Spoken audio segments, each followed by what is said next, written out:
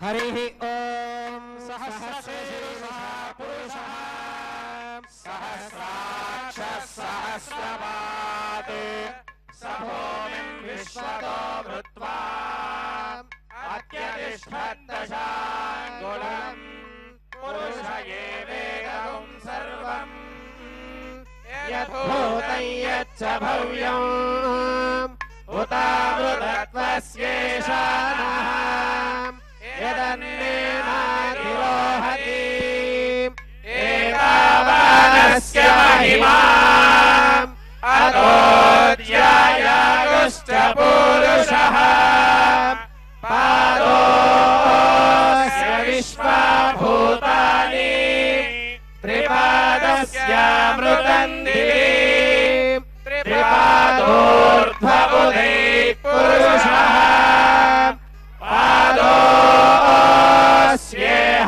भवात् पुनः ततो विश्वं व्यक्रामते शासनानशने अभि तस्मात् विराट जायत विराटो अधिपुरुषः स जातो अत्यरिच्यत पश्चात् भूमिमतो पुरः यत्पुरुषेण हविषा देवयज्ञमतन्वता वसन्तो अस्यासीराज्यम् ग्रीष्म इत्मः शरद्धविः सप्तास्यासन् परिधयः त्रिसप्तसमिधः कृताः देवायज्ञन्मन्वानाः अबध्नन् पुरुषं पशुम् तैयज्ञं बर्हिः प्रोक्षन् पुरुषं जातमग्रतः तेन देवा अयजन्ताम् साध्या ऋषयश्च ये तस्मात् यज्ञात् सर्वभूतः सम्भृतं वृषभाद्यम् पशुगुस्तागश्चक्रे वायव्यामे आरण्यान् ग्राम्याश्च ये तस्मात् यज्ञात् सर्वभूतः पर्याप्य अनन्ताय सर्वस्तोमो देहात्र उत्तममहर्भवति सर्वस्याप्यै सर्वस्य जित्यै सर्वमेव तेनाप्नोति सर्वं जयति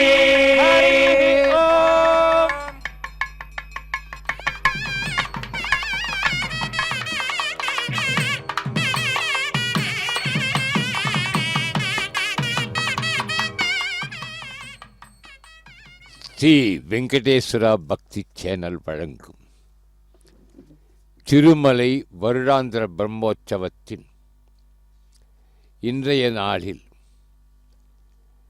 கருடக்கொடி துவஜாரோகணம், ஆரோகணம் அவரோகணம் என்று இரண்டு உண்டு. ஆரோகணம் எனில் மேலே ஏறுவது, அவரோகணம் என்பது கீழே இறங்குவது. இந்த கொடிமரத்தில் ஏற்றப்படுகின்ற கொடி கருடக்கொடி.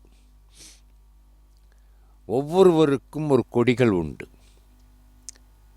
பக்தர்களிலே மிகச் சிறந்தவர்களாக ஆன்றோர்களும் சான்றோர்களும் போற்றுவதும் புகழ்மாலை சாற்றுவதும் குறிப்பாக கருடாழ்வார் அனுமன். குருட்சேத்திரத்திலே தனஞ்சயனுக்கு உள்ள தேரில் பறப்பது அனுமன் கொடி. இங்கே கருடக்கொடி. பகவான் வினவியதற்கிணங்க நீ எனக்கு கொடியாக இரு, வாகனமாகவும் இரு என்று கூறியதன் பொருட்டு கருடன் கொடியாக இருக்கின்றான். இதனை ஸ்தம்பம் என்பார்கள், துவஜஸ்தம்பம். இது கொடிமரத்தை சூட்சுமலிங்கம் என்று போற்றுவார்கள். அடிப்பாகம் சதுரமாக, இது இறைவனின் படைப்பை குறிக்கும். இது பிரம்ம பாகமாகும். அதன் மேலே கோணமாயிருக்கும் காத்தலை குறிக்கிறது. ஒரு கொடிமரம் மும்மூர்த்திகளின் தொழிலையே முன்னிறுத்துகிறது. மூலவருக்கு செய்யப்படும் அபிஷேகம், நிவேதனம் கொடிமரத்திற்கும் செய்கின்றன. 36 கணுக்கள் உடையதாய் இருக்க வேண்டியது சிறப்பானது. உயரம் ஆலயத்தின் அளவிற்கு ஏற்றதாய் அமையும். யோகம் யோகம் யோக நிலை என்று சொல்வார்கள்.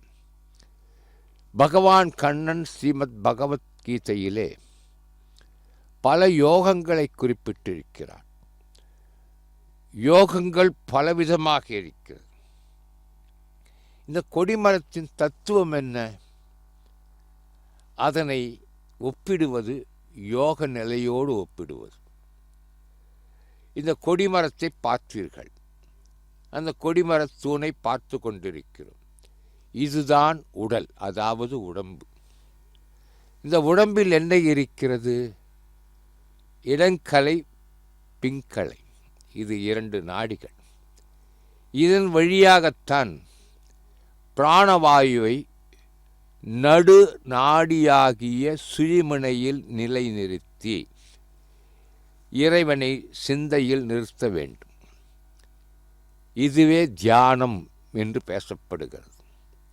அப்போது என்ன நடக்கும் என்றால், கொடிமரத்தை பார்க்கும்போது இது உடல் என்று சொல்லிவிட்டோம், நாடிகள் 2 நாடிகள் என்று சொல்லிவிட்டோம், சுழிமுனையில் மூச்சை நிறுத்த வேண்டும் என்று சொல்லிவிட்டோம். பொதுவாக சொன்னால் பேச்சை தவிர்த்து மூச்சை கவனி. காற்று வந்து போய் கொண்டிருக்கிறது, அதை கவனிக்கவே எவரும் தெரியவில்லை. அது வந்து போகிறது, அவ்வளவுதான். இப்படி சிந்தையில் நிறுத்தினால் பகவானை என்ன, 5 புலன்களும் ஒடுங்கும். ஒருநிலைப்படும் மனம். அந்த ஒருநிலைப்பட்ட மனத்தில் இறைவன் வெளிப்படுவான். மிக சுலபமான விஷயம். இந்து சனாதன தர்மத்திலே எளிமையாக சொல்லப்படுகின்ற விஷயங்கள் ஏராளமாக இருக்கின்றன. அதை பக்தர்கள் சிந்தித்து பார்க்க வேண்டும்.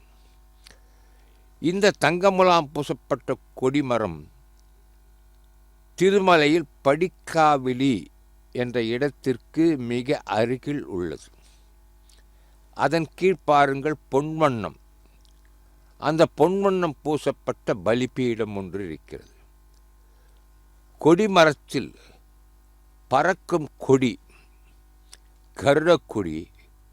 இதனை ஆன்றோர்கள் வைணவத்தின் சின்னமான கருடக்கொடி என்று சொல்வார்கள். வைணவத்திற்கென்று ஒரு சின்னம் தேவை. கொடிமரத்தில் பறக்கும் கொடி சின்னமாக இருக்கின்ற போது, இந்த பிரம்மோற்சவத்தின் இந்த முதல் நாள் இந்த கம்பத்தில் கொடி ஏற்றப்படுகிறது. கொடியை கம்பத்தின் உயரத்தில் பறக்க விடுதல். விழா முடிந்தவுடன் கொடிமரம் இறக்கப்படுகிறது.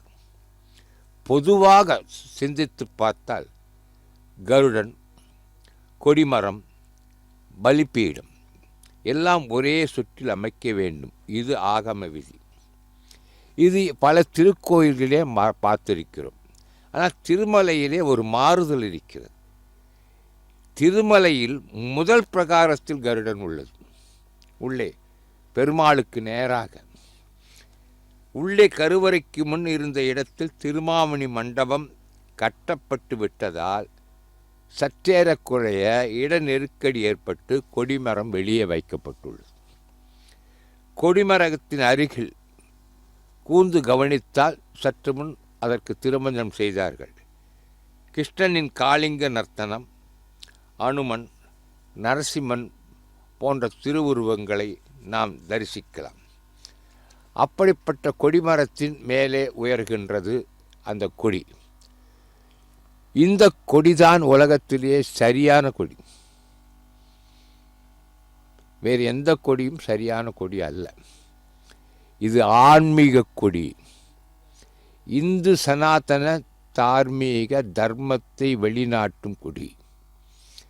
இந்த கொடிமரத்தை வணங்கினாலே கோடி புண்ணியம். கோபுரம் தரிசனம் கோடி புண்ணியம். கொடிமரத்தை வணங்குவது ஒரு கோடி புண்ணியம். அதிலும் திருமலை தெய்வம் திருவேங்கடமுடையானின் பிரம்மோற்சவத்தில் புரட்டாசி மாதத்தில் புனிதமான இந்த நாளில் இந்த கொடிமர தரிசனத்தை நாம் தரிசித்து கொண்டிருக்கிறோம். அதனால தான் மங்களம் என்று சொல்வார்கள். மங்களம் பகவான் விஷ்ணு, மங்களம் கருடத்துவ. இது அனைத்தையும் சேர்ந்த இந்த கொடிமரத்தை நாம் தரிசித்து கொண்டிருக்கின்ற வேளையிலே இந்த கொடிமரத்திற்கு முன்னால் என்ன இருந்தது, இது எப்படி இருந்தது, இதற்காக உண்ட ஆச்சாரியர்களெல்லாம் எப்படி வழிபட்டார்கள் என்பதை பற்றி சிந்திக்க வேண்டியிருக்கிறது. அடியேன் ஏற்கனவே சொல்லியபடி ஆச்சாரிய பிரபாவம்தான் பெரியது, ஆண்டவன் பிரபாவம்தான் அடுத்தது. வைகானச ஆகம விதிப்படி இதோ கருடக்கொடி. சற்று முன் இது நான்மாட வீதிகளிலே உலா வந்ததை நாம் பார்த்து கொண்டிருந்தோம். இப்போது அந்த கருடக்கொடியில் அந்த முடிச்சுகள் கணக்குகள் இருக்கின்றன. ஒவ்வொரு முடிச்சுக்கும் ஒவ்வொரு கணக்கு இருக்கிறது. மூச்சுக்கு எப்படி கணக்கு இருக்கிறதோ அப்படி கொடிமரத்துக்கு முடிச்சுகளுக்கு கணக்கு உள்ளது. அந்த கணக்கை வைத்துத்தான் ஆகம விதிப்படி இந்த கொடிமரம் ஏற்றப்படுகிறது. சரி, இந்த கொடிமரத்தின் கதையை கேட்கும் முன் இங்கே கொடிமரத்தை சுற்றி அனைவரும் அந்த விதிப்படி அமர்ந்திருக்கிறார்கள். ஒரு பட்டாச்சாரியார் சுவாமிகள் அந்த கொடிமரத்தின் சரியாக அந்த கயிற்றை இழுப்பார்.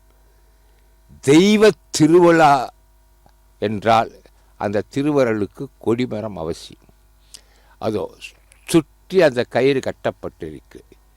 எப்படி யசோதை கண்ணனை கயிற்றால் கட்டி போட்டாலும் தாமோதரன் என்பதால் கண்ணினின் சிறுதாம்பு கட்டுண்ண பண்ணிய பெருமாள் என்கிறார்கள். அப்படி இப்படி கொடிமரத்திற்கும் அந்த கயிறு சுற்றப்பட்டிருக்கிறது. யசோதை என்ன செய்தால், ஆயர்பாடியிலே கண்ணனுடைய அந்த கேலி சேட்டைகளை பார்த்துவிட்டு அவனை கயிற்றால் கட்டினான். கயிறு கயிறு கயிறு கயிறு என்று கயிற்றை முடிச்சு போட்டு கட்ட கட்ட கண்ணன் அல்லவா அவன் தன் உடலை பெரிதாக்கி கொண்டே போனான். அவளால் இயலவில்லை, கை சோர்ந்து போனாள். சிரித்தான் கண்ணன். சரி, அம்மா என்ன செய்வது என்று தன் வயிற்றை சுருக்கி கொண்டான். அவனை கட்டி போட்டுவிட்டு அந்த தாயானவள் மீண்டும் தயிர் கடைய ஆரம்பித்து விட்டாள். கண்ணன் சிரித்தானாம். அடி பாவி, உன்னை அந்த கட்டிலிருந்து விடுபடவே தான் நான் இங்கே வந்திருக்கேன், என்னை கட்டி போட்டுவிட்டு அதே வேலையை செய்து கொண்டிருக்கிறாயே என்றான். ஆக அதே வேலை தான் நாமும் செய்து கொண்டிருக்கிறோம். காலையில் எழுந்ததிலிருந்து இரவு வரை நேற்று என்ன செய்தோமோ அதை செய்துவிட்டு நாளை என்ன செய்ய போகிறோமோ அப்படியே ஒரு அட்டவணை போல செய்து கொண்டிருக்கும். அதே வேலையை செய்யத்தான் வேண்டும். அதே நேரத்தில் அந்த வேலையை அர்ப்பணிக்கும் முறை என்று ஒன்று இருக்கிறது.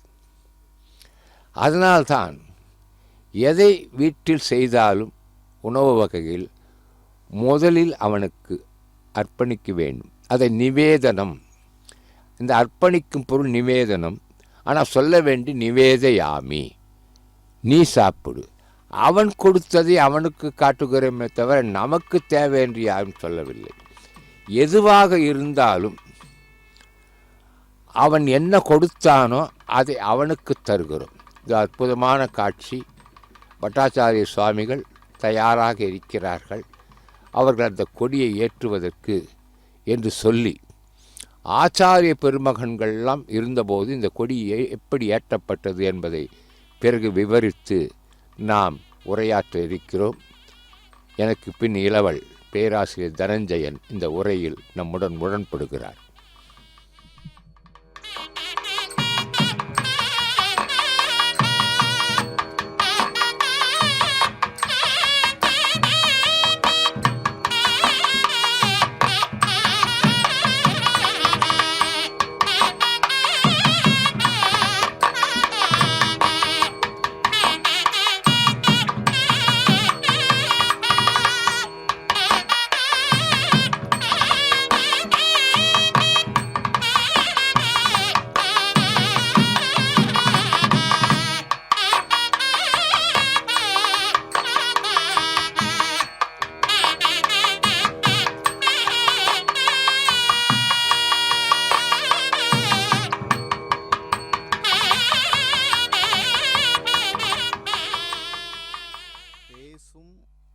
திருநாமம் மெட்டெடுத்தும் சொல்லி நின்ற பின்னாரும் பேசுவார் தம்மை உய்ய வாங்கி பிறப்பருக்கும் பிரான்.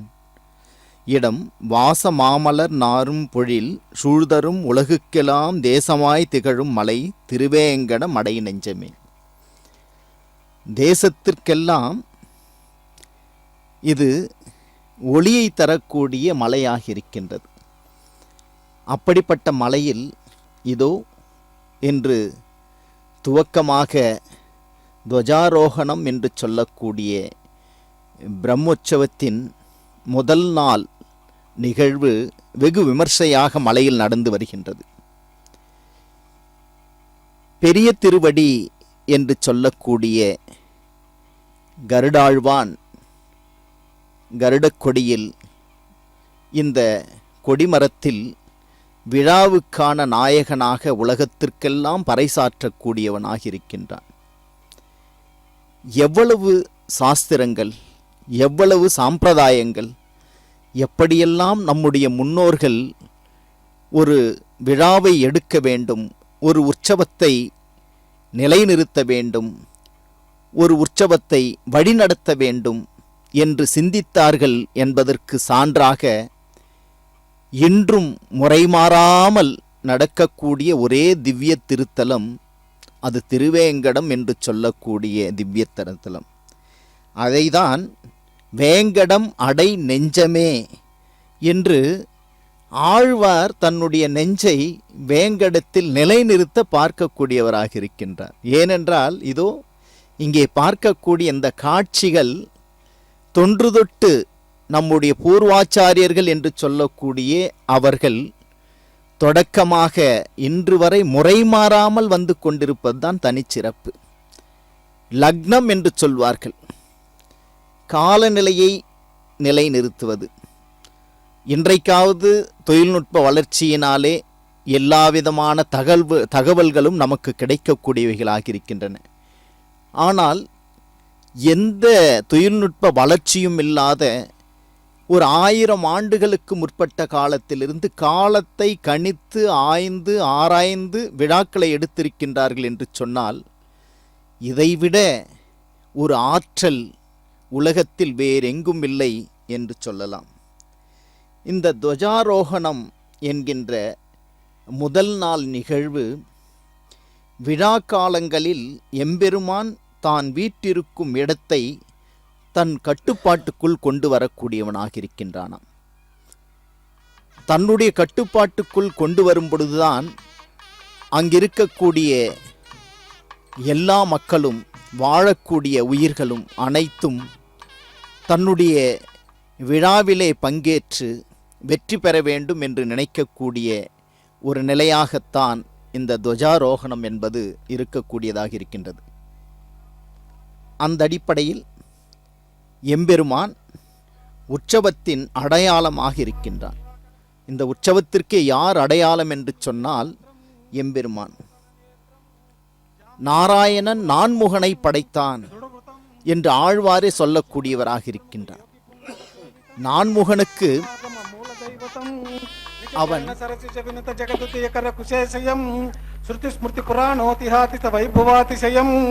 சுசந்ததி சம்பவி வசுந்தரா பிருந்தாரக பிருந்த விமத்தன விமர்ஜன தண்டதரம் நாரத பராசர வியாச வசிஷ்ட சௌனக போதாய நாதி மகர்ஷி சம்ஸ்கிருத சச்சரித்திரம் திவ்யா கலத்திரம் நவமய ஹேமாபரண தாரணானேக சஹஸ்ர கிரண பிரகாசம் தபஸ்வி குலாதீசம் நிரந்தர ஜோகுஷ்யமான ருக்வஜுத்சாமதர்வகண விராஜமானம் குசத்வஜ சோபமானம் ரமாரமண சரண சமாராதனா சமூர்த்தா மூர்த்த சப்ததந்து விதான வக்தாரம் సమస్త శాస్త్రకర్తారం పరమ పురుష పజ పంకజ పూజిత ద్విజకుల పరిపాలకం పద్మాలయ బాలకం బోధాయనాది బిర్వందిత మహిమాధికార కల్పసూక్త ప్రవక్తారం మన్వాద బిసేవిత మహిమాధికార వైదికాగమ కర్తారం నిజకృత సూత్ర దివ్య సూత్ర సముదాదిశేష ప్రద వైదిక మార్గం నిరాకృత వేదేతర మార్గం శరదిందు బింబరమణీయవదనం యోగ జ్ఞానాభ్యవదనం శ్రీపతి జానావాహన సమారాధన స్థాపన ప్రతిష్టా సంప్రోషణ కర్మనిష్ట శిష్టపూసర సరోహర దివాకరం దయాకరం హరితత్వ సుధారసపాన జనిత హర్ష పర్వశ దివ్య వపుషం పురాణ పురుషం వక్షస్థల విరాజమాన కనక యజ్ఞోపవీతం దక్ష ప్రముఖ నవ బ్రహ్మ సమేతం విష్ణు కళావతరణం కృష్ణముఖ వాహనం సత్వగుణ ప్రధానం సకల జగన్నిదానం కుందమందహాసం కోమలాభ్యాసవాసం తిలకుసుమసునాసం కలికలుస నిరాసం శ్రీశాస్త్రతామరస పుష్పరస షట్పదాయమానసం శ్రీవైఘానసం సాష్టాంగమేవ మమ సంపత్ప్రదే సాంప్రదమవ్యాధ్యామవ్యాధయామి కపిలాక్షం గరుత్మంతుం సువర్ణ సదృశం ప్రభుం దీర్ఘబాహుం బృహస్కందం వందే నాగాంగభూషణం అఖిల జగదభివృద్ధిరస్తు శ్రీమత్ కమలా యువతీ కర కమల కలిత పాద కమల ధూళి పటల పాటలిత భుజపరిగ చతుష్టయస్య కర కలిత చక్రాంగ కౌమోదకీ నందకస్య భుజ బలమదిత దితితనే శత సహస్రస్య నిశిత శరదత నిశిత శరదత నిహత రజనీచర ఓపురిదిర దారాశతమిత నిఖిల్లోకతాపస్య మత్స్య కూర్మ వరాహ నారసింహ వామన రామ పరశురామ బలభద్ర కృష్ణ కల్కి ప్రాదుర్భావ దశక పరిపాలిత జగత్రయస్య అస్య దేవదేవస్య భగవతో నారాయణస్య శ్రీపతే పురుషోత్తమస్య శ్రీ శ్రీనివాస స్వామినః నవాన్నిక దివ్య మహోసన సంఘోషణార్థం త్రిభువనాగార చరిత సకల పక్షిరాజ మంధర మదిత మహాజలది సుధాహరణ సమయ సమర్విజిత సకలాసురగణ సువర్ణవర్ణ శ్యామాంబరధర పక్షచందనాలంకార దీప్యమాన దివ్యావయవ కరళ యుగలదుత కనక రాజీవ కటితటి వికటిత కనక మేకలా కింకిణి కనరవ లలాట్ తటోజంత్రల తామ్రచూడ ప్రళయ సమయ మహాంబువాహ సంకాశన భీషణాకృతి పక్షపాలీయుగల విక్షేప వేగవతా జ్యోత తాండవిత మహాజలది మండలహార యజ్ఞోపవీత కటిసూత్రవతంసక కింకిణీకృత మహాష్టనాగ నరకాంతకరద సర్పాంతక గరుడ ప్రీతియుక్త సకల దేవతా సమాహ్వానార్థం ధ్వజదండాగ్రే ప్రతిష్టాపితం సన్నిధానం యదత్తాం శ్రీమత్సుధావాది గరుడం గరుడం వ్యాళదం వ్యాళదం గజవాహనం గజవాహనం కేతురగం కేతురగం వృత్తమటే వృత్తమటే చెంచత్ పృదుక పృదుక గ్రహభు గ్రహభు గ్రహసం గ్రహసం తైసే లీలపటే లీలపటే పంకో పంకో మర్దల మర్దల వికసిత వికసితం గరుడం వజ్రపక్షి రజప్రభూతల విష్ణు భారధరో మహాన్ భుజగనాయక బేరిజగ తరంచర గరుడ మహత్ తత్ గరుడ తాళమిదం మహట్ అండమండల కండ విభ్రమ వీస పక్షి జవైనజం తాళకాహళ తాళ భేదన భేరికాన్ గఘోషణం గండమండల కుండలీశ్వర వీస కుండల మండనం అంగదోదర బంధ బంధుర కుందరోర గభూషణం శృంగ శృంగ మరంగ సంగమ గరుడ తాళమిదం మహత్ తత్ గరుడ తాళమిదం మహత్ నాగంగళాభరణ నాగంగళాభరణ నాగంగళాభుజగతం మై సర్పస్య సర్పభుజ సర్పస్య సర్పమసనం ఝున ఝున ఝంకృత కింకణం హుణ హుణ హుంకృతి కంకణం వినతాతనయం కనకాంగ నిభం భుజంగకుల భుంజితం విహంగకుల సేవితం జగదకిల వందితం మధుమధున వాహనం శృతి పరిషిదం చిత నమత గరుడం పుత తత్ నమత గరుడం పుత శ్రీమత్సుధావార్తి సుధాధినాథ పారారవిందార్చన తత్పరశ్రీ సవైన దేయో వినవాత్మజో సౌఖగేశ్వరో శుభమాతనోతు సువర్ణవర్ణో భుజగోపమీతి నాగాంతగో విష్ణురథః సుపర్ణః ప్రహ్లాదవద్భాగవతాగ్రగణ్యః ఖగేశ్వరో నః శుభమాతనోతు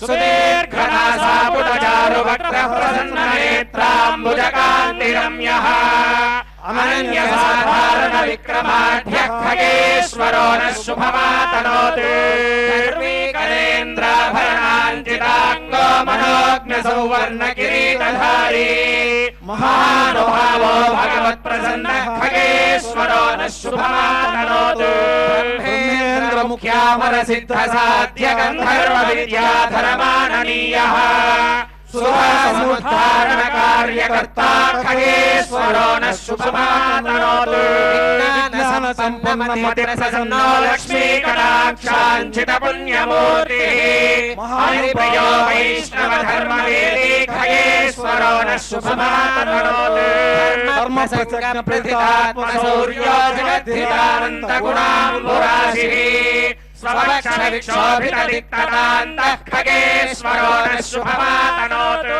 తార్క్ష్యో గుణాఢ్యో విబల కృపాలుః సత్యవ్రతః కామచరో మనోజ్ఞః श्रुतिस्मृतिज्ञानगुरुः सतां स खगेश्वरो नः शुभमातनोतु।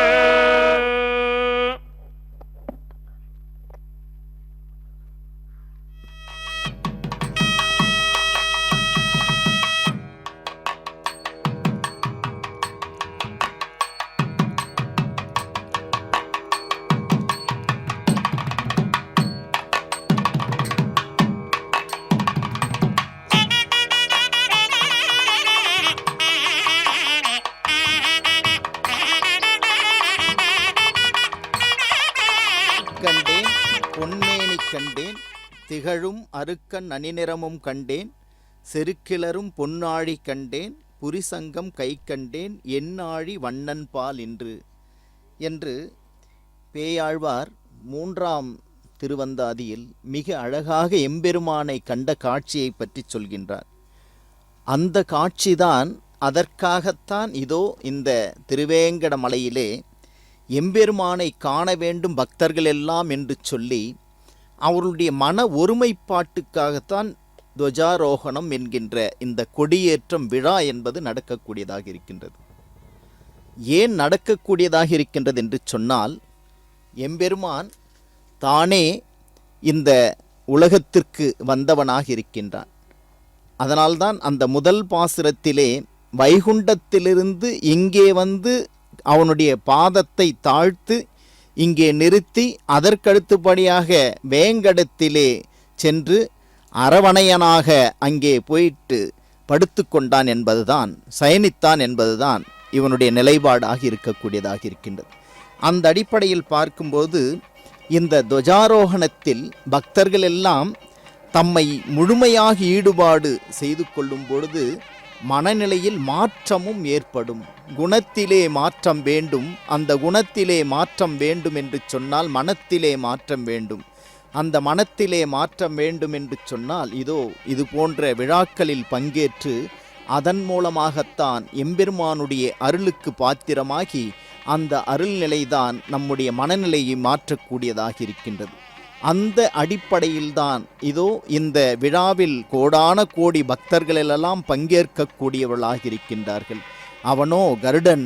அவன் எப்படிப்பட்டவன் என்று சொன்னால், பக்தர்களுக்கு எங்கே ஆபத்து நிகழக்கூடியதாக இருக்கின்றதோ அந்த இடத்திற்கு வேகமாக எழுந்தருளுவதற்கு எம்பெருமான் காரணமாக இருக்கக்கூடியவன் கருடாழ்வான். அதனால்தான் அவனை சேவித்து அதற்கடுத்தபடியாக எம்பெருமானை சேவிக்கக்கூடியவர்களாக இருப்பதுதான் சாம்பிரதாயத்தின் அடிப்படையாக இருப்பதை நாம் கண்கூடாக பார்த்து கொண்டிருக்கின்றோம்.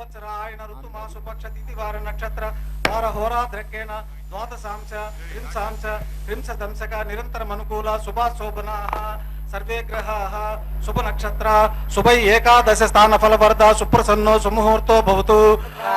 आदित्यानां नवानां ग्रहाणां शुभ आनुकूल्यं भूयातिथि भवन्तो महान्तो न गृह्णन्तु। तथास्तु। कर्म निर्विघ्नमस्तु। तथास्तु। कल्याण समृद्धिरस्तु। तथास्तु। गरुत्मान् त्रिवृते शिरो गायत्रं चक्षुषो महात्मादेव्यं बृहत्पदन्ते पक्षो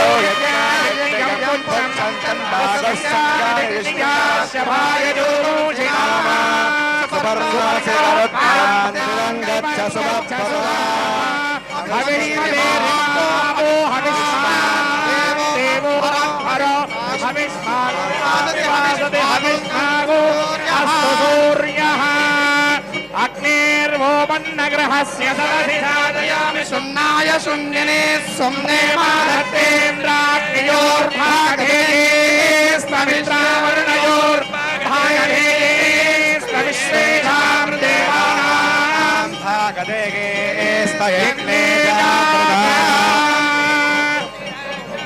विद्महे सुवर्णपक्षाय धीमहि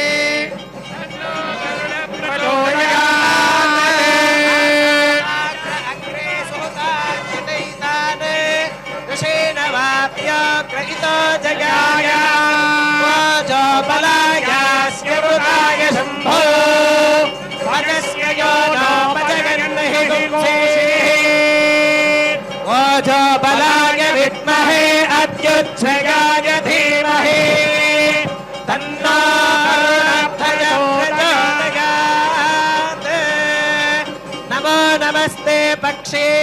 स्वाध्याय वपुषे नमः वाहनाय महाविष्णुस्ताक्ष्याय विततेजसे गरुडाय नमस्तुभ्यं सर्वसर्पेन्द्रमृत्यवे वैनतेय महाबाहो महाबलवयोधिपा विहगेन्द्र नमस्तेस्तु समुत्पादितकल्पका आहृतामृतकुम्भाय जननी दास्यमोचने सुरासुरेन्द्र जगने नागेन्द्राभरणायते यदाधारमिदं सर्वं तदाधारयते नमः पक्षौ यस्य बृहत्साम रथन्तरमपि द्वयम् अक्षिणी चापि गायत्री त्रिवृत्सामशिरद्वयम् स्तोम आत्मा नमस्तस्मै वामदेव्याङ्गसम्पदे नमः प्राणादिवायूनाम्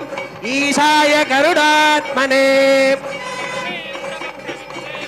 तरङ्गानिलसम्पदा निरस्तासुरसन्नाः समरे शत्रुशोदना प्रतिष्ठितं पते तुभ्यं नमः प्रणवमूर्तये कर्मणां सिद्धिमाहूतः कुरुष्व विहगेश्वर दोषानपनयास्माकं गुणानावह सर्वशः विघ्नानि जहि सर्वाणि आत्मसात् कुरु मामपि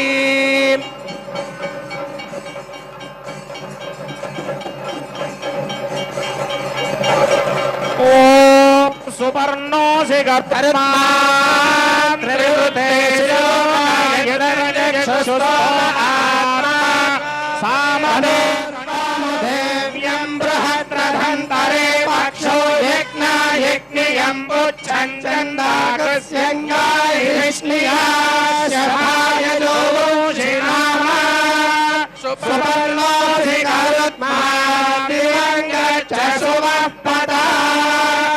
हविष्मदे रिमा आपो हविष्मा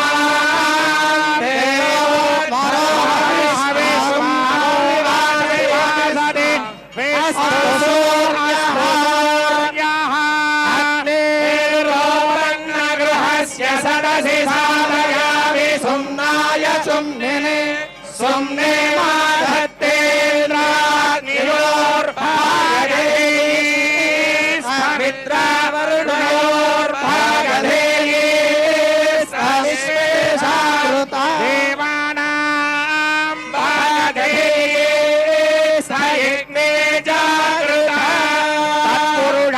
विद्महे सुवर्णपक्षाय धीमहि तन्नो प्रचोदयात् बलाय विद्महे अच्युच्छ्रयाय धीमहि तन्नो प्रचोदयात्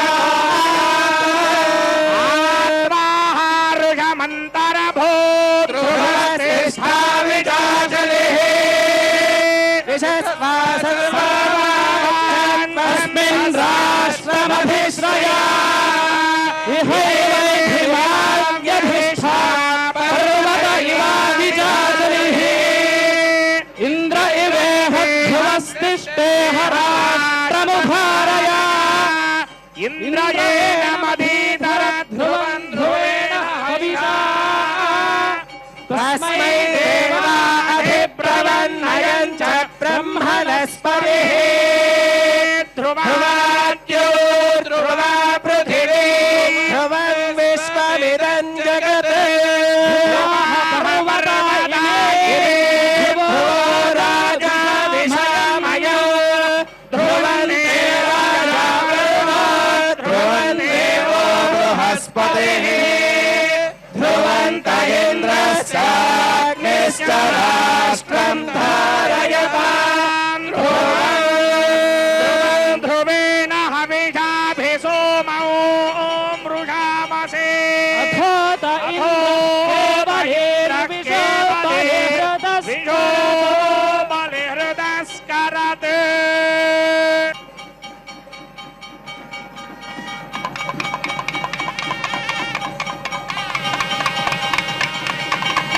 तत्पुरुषाय विद्महे सुवर्णपक्षाय धीमहि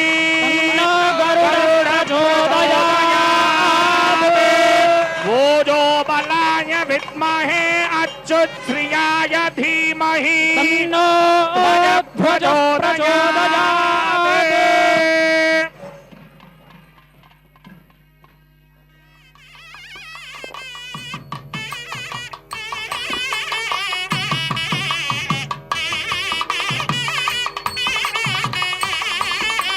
वाद्यम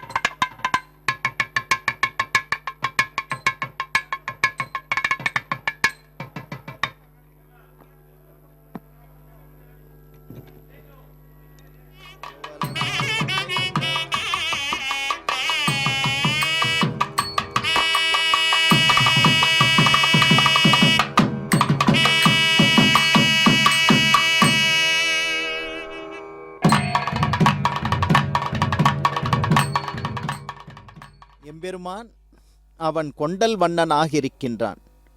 அவன்தான் கோவலனாக இருக்கின்றான். அப்படி கோவலனாக இருந்தவன்தான் ஒரு காலத்திலே இப்பொழுது அச்சாரூபியாக இந்த திருவேங்கடத்திலே எம்பெருமான் திருவேங்கடமுடையானாக இருக்கின்றான். அந்த திருவேங்கடமுடையான் தான் உற்சவராக மலையப்ப சுவாமியாக இருக்கின்றான். எவ்வளவு அழகு, என்ன அழகு, எத்தனை அழகு என்று சொல்கின்றார்கள். அத்தனை அழகும் ஒரே இடத்தில் குவிந்து கிடப்பதை போன்று இருக்கக்கூடிய அழகானவனாக இருக்கின்றான் அல்லவா இந்த வேங்கடத்திலே. ஏன் இவ்வளவு அழகு? பக்தர்கள் வந்து வந்து பார்த்து இவனுக்கு அழகாகிவிட்டது, அவர்களுக்கும் அழகாகிவிட்டது. இப்படி உலகம் முழுக்க ஒரு சௌந்தரிய சோபையை ஒரே இடத்தில் காண வேண்டும் என்று சொன்னால் அது திருவேங்கடம் என்று சொல்லக்கூடிய திவ்ய திருத்தலத்திற்கு எழுந்திருந்தாலே எல்லா விதமான சௌந்தரிய சோபையையும் இந்த இடத்தில் காணலாம். எப்படிப்பட்ட உற்சவங்கள் எல்லாம் இப்படி அழகாக நடத்துவதற்கு ஏதுவாக இருக்கக்கூடிய ஒரு திவ்ய திருத்தலம் அது திருவேங்கடமாகத்தான் இருக்கின்றது. வருடாந்தரத்திலே 450க்கு மேலான உற்சவங்கள் நடந்தாலும் கூட அதற்கெல்லாம் ஈடு இணை செய்ய முடியாத ஒரே உற்சவமாக இருப்பதுதான் இந்த பிரம்ம உற்சவமாக இருக்கின்றது. விழா காலத்தில் கட்டுப்பாடு தேவை என்கின்ற ஒரு நிலையில்தான் இந்த துவஜாரோகணம் என்று சொல்லக்கூடிய கொடியேற்றம் என்று சொல்லக்கூடிய கருடு கொடியை ஏற்றி அதன் மூலமாக பக்தர்களுக்கு ஆஹ்வானம் செய்யக்கூடியவர்களாக இருக்கின்றார்கள். விழா காலத்தில் ஒரு காப்பு வேண்டும், கட்டுப்பாடு வேண்டும் என்கின்ற ஒரு நிலையை உணர்ந்தவர்களாக இருக்கின்றார்கள். மன தூய்மை வேண்டும், அதே போன்று உடல் தூய்மை வேண்டும், சுற்றுப்புற தூய்மை வேண்டும், எல்லாவிதமான தூய்மைக்கு ஒரு கட்டுப்பாடு வேண்டும் என்பதற்காகத்தான் இப்படி விழா காலங்களிலே நம்முடைய பூர்வாச்சாரியர்கள் நெறியாக இதை நிறைவேற்றியிருக்கின்றார்கள் என்று நாம் நினைக்கலாம். இப்படி விழா காலத்தில் எப்படி கட்டுப்பாடு செய்ய வேண்டும் என்பதற்காகத்தான் கல்பம் அணுகல்பம் என்று சொல்லக்கூடிய 2 நிலைகளை பின்பற்றக்கூடியவர்களாக இருந்தார்கள். கல்பம் என்று சொன்னால் கொடியேற்றுவதற்கு முன் கல்பம் என்று சொல்வார்கள். அதாவது கொடியேற்றுவதற்கு முன் தேவதைகளை ஆஹ்வானம் செய்வது, 33 கோடி தேவர்கள் என்று சொல்வார்கள். அப்படி 33 கோடி தேவர்கள் அனைவருமாக இந்த திருவேங்கட மலைக்கு வந்து இங்கே இந்த விழாவை சிறப்பிக்க வேண்டும், இதில் பங்கேற்க வேண்டும் என்பதற்காகத்தான் இந்த விழாவிலே ஆஹ்வானம் என்று சொல்லக்கூடிய அழைப்பை ஏற்படுத்தக்கூடியவளாக இருப்பதுதான் இந்த விழாவினுடைய மிகச் சிறப்பான ஒரு செய்தியாக இருக்கின்றது.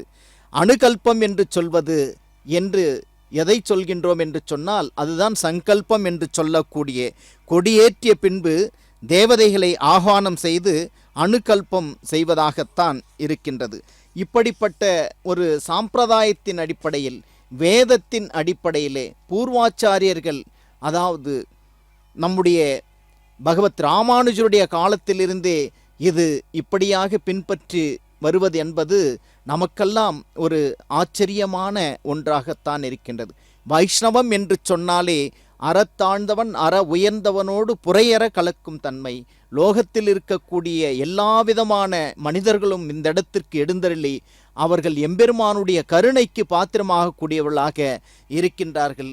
அவர்களையும் அழைக்கக்கூடிய ஒரு விழாவாகத்தான், ஒரு உற்சவமாகத்தான் இந்த பிரம்மோற்சவம் இங்கே மலையிலே நடக்கக்கூடியதாக இருக்கின்றது. கொடிமரங்கள் சக்தி வாய்ந்தவைகளாக மாறுவதற்கும் இந்த துவஜாரோகணத்திலே அங்கே அந்த அத்தியாபகர்கள் மூலமாகவும் ஆச்சாரியர்கள் மூலமாகவும் மந்திர உபதேசம் செய்தார்கள் அல்லவா, அதன் மூலமாக அந்த துவஜாரோகணம் என்று சொல்லக்கூடிய கொடிமரங்கள் எல்லாம் அவை புனிதத்தன்மையாக மாறி இறை வடிவமாக மாறக்கூடியவைகளாக இருக்கின்றனவாம். எப்படி கர்ப்ப கிரகத்துக்குள் இருக்கக்கூடிய எம்பெருமான் எவ்வளவு சக்தி வாய்ந்தவனாக இருக்கின்றானோ அதே சக்தியை பெறக்கூடிய இந்த துவஜாரோகணம் என்று சொல்லக்கூடிய கொடியேற்றிய பிறகு அந்த மரங்களுக்கு, கொடிமரங்களுக்கு அந்த அளவுக்கு ஏற்றம் இருக்கக்கூடியதாக இருக்கின்றதாம். பக்தர்கள் எல்லாம் எம்பெருமானை வேண்டி அதன் மூலமாக பலனை பெற வேண்டும் என்று நினைக்கும் பொழுது முதலில் இங்கே கொடிமரத்துக்கும் பலிபீடத்திற்கும் சாஷ்டாங்கமாக வணங்கி அங்கே தம்முடைய கோரிக்கைகளை எடுத்துச் சொல்லும் பொழுது அது எம்பெருமான் செவிசாய்க்கக்கூடியவனாக இருக்கின்றானாம். எப்படி இந்த சாம்பிரதாயத்தை எப்படியெல்லாம் நம்முடைய பூர்வாச்சாரியர்கள் கொண்டு வந்தார்கள், அது மட்டுமல்ல நம்முடைய மனதில் இருக்கக்கூடிய அழுக்காறுகளை எல்லாம் இந்த இடத்தில்தான் பலி செய்ய வேண்டும் என்று சொல்வார்கள். அங்கிருந்து இறைவனுடைய நாமத்தை மட்டுமே ஜெபிக்க வேண்டும், இறைவனுடைய திருமுகத்தை மட்டுமே நாம் மனதுக்குள்ளே நிறுத்த வேண்டும், இறைவனுடைய திருநாமங்களை மட்டுமே நம்முடைய மனதில் நிறுத்தி அங்கிருந்து உச்சரித்து கொண்டு எம்பெருமானை சேவிக்க வேண்டும் என்று சொல்லக்கூடியவர்களாக இருக்கின்றார். கொடிமரம் என்பது இறைவனுக்கு ஒப்பானதாக இருக்கின்றதாம். இறைவனுடைய அருட்தன்மை என்பது வேண்டும் என்று சொன்னால் இந்த கொடிமரத்தில் இருக்கக்கூடிய இறைத்தன்மையை நாம் சேவித்தாலே அந்த அருட்தன்மை என்பது நமக்கு கிடைக்கும் என்று பூர்வாச்சாரியர்கள் சொல்லியிருக்கின்றார்கள். அதனால்தான் விழாவின் தொடக்கமாக இந்த கருட கொடியை பறக்கவிட்டு அதன்படியாக இந்த கொடிமரத்தை வணங்கக்கூடியவர்களாக இருக்கின்றார்கள். கொடி கயிறும் இருக்கக்கூடியதாக இருக்கின்றது. தர்பையினால் பின்னப்பட்ட அந்த கயிறு அது கூட சக்தி வாய்ந்ததாக இருக்கின்றது. எல்லா விதமான சகல ஐஸ்வர்யங்களும் பெற வேண்டும் என்று சொன்னால் இந்த கொடிமரத்தினுடைய அந்த வழிபாட்டு மூலமாக நாம் பெறக்கூடியவர்களாக இருக்கின்றோம். கொடி துணி, அந்த கருட கொடி துணி இருக்கின்றதே, அது ஆத்மாவின் வெளிப்பாடாக சொல்லக்கூடியவர்களாக இருக்கின்றார்.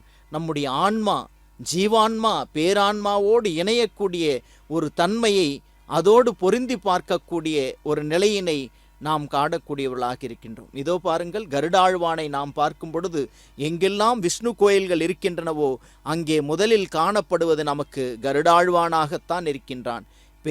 பெரிய திருவடி என்று சொல்லக்கூடிய அந்த பெரிய திருவடியை வணங்கக்கூடிய ஒரு நிலையிலே நமக்கு எல்லா விதமான ஐஸ்வர்யங்களும் வரக்கூடியதாக இருக்கின்றது. இதோ தன்னுடைய திருக்கையை நீட்டி யாரெல்லாம் என்னுடைய இருப்பிடத்திற்கு, நான் வீற்றிருக்கக்கூடிய ஆனந்த நிலையத்திற்கு வரக்கூடியவர்களாக இருக்கின்றார்களோ அவர்களுக்கெல்லாம் நான் எல்லா விதமான அருளையும் கொடுக்கக்கூடியவனாக இருக்கின்றேன், எல்லா விதமான நன்மைகளும் நான் செய்யக்கூடியவனாக இருக்கின்றேன் என்கின்ற ஒரு அர்த்தத்திலே தன்னுடைய திருக்கையை நீட்டி அந்த பாதத்தை காட்டக்கூடியவனாக இருக்கின்றான்.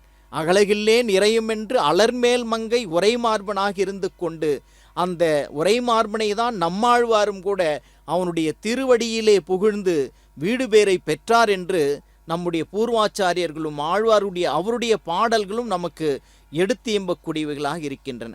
அப்படிப்பட்ட இந்த கருடாழ்வானை நாம் சேவித்து அதன் மூலமாக பலவிதமான பலன்களை பெறக்கூடியவர்களாக இருக்கக்கூடியவர்களாக இருக்கின்றோம். கொடியேற்றும் போது வேத மந்திரங்கள் முழங்க, அந்த வேத மந்திரங்கள் இருக்கின்றனவே அவை அந்த ஆச்சாரியர்கள் பாடும் பொழுது நாம் கேட்டால் அது ஒரு விதமான இசை அமுதத்தை கொண்டு வரக்கூடியதாக இருக்கின்றது. எவ்வளவு அழகான அந்த சொற்சுவையோடு மாறாத அந்த இனிமையான குரல் ஒலி என்பது நமக்கு ஒரு புனிதத்தன்மையை நம்முடைய காதுகளிலே நுழைந்து ஆன்மாவை புனிதமாக்கி மனதை நெறிப்படுத்தக்கூடிய ஒரு ஆற்றல் இருக்கின்றது. அத்தியாபகர்களாக இருக்கக்கூடியவர்கள் முன்னடி பின்னடி என்று பாடக்கூடிய அந்த கோஷ்டியிலே பார்க்கும் பொழுது கூட ஆழ்வார்களுடைய பாசுரங்கள் அந்தளவுக்கு இனிமையாக நமக்கு நம்முடைய பக்தியை புனிதத்தன்மை ஆக்கக்கூடிய சொற்களாக இருக்கின்றன. எம்பெருமானுடைய அந்த ஒவ்வொரு சொல்லும், எம்பெருமானுடைய திருநாமங்களும் அனைத்தும் மேன்மையை தரக்கூடியவைகளாக இருக்கின்றன. அப்படிப்பட்ட துவஜோற்சவத்தை நாம் கண்டு மகிழ்ந்து பயன்பெறக்கூடியவர்களாக இருக்கின்றோம். ஓம் நமோ நாராயணாய.